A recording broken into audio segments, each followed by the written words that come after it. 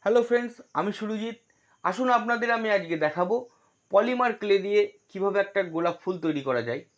তো এই গোলাপ ফুল তৈরি করার জন্য প্রথমেই আমাদের যেটা করতে হবে, আমাদের কিছু ছোট ছোট গোল গোল বল তৈরি করে নিতে হবে। এবং প্রত্যেকটি বলকে কিন্তু আমরা বুড়ো আঙুল দিয়ে টিপে টিপে গোল গোল রুটির মতো শেপ করে নেব। এবং একটি গোলকে কিন্তু রেখে দেবো, যার ওপর দিকটা মোটা এবং নিচের দিকটা সরু থাকবে। এটি হবে আমাদের ফুলের কুঁড়ি। এবং এই কুঁড়িটার চারিদিকে কিন্তু প্রত্যেকটি যে রুটি করেছিলাম সেগুলো কিন্তু একটার পর একটা কিন্তু সাজিয়ে নেব। এই সাজানোটা কমপ্লিট হয়ে গেলে আমাদের ঠিক মাঝখানটা করে আরও দুটো ছোট ছোট রুটি তৈরি করে নেব এবং এইগুলো কিন্তু মাঝখানটাতে বসিয়ে দেবো। লাস্ট পাপড়িটা বসানোর সঙ্গে সঙ্গে এটা কিন্তু একটা সম্পূর্ণ গোলাপ ফুলের রূপ নেবে।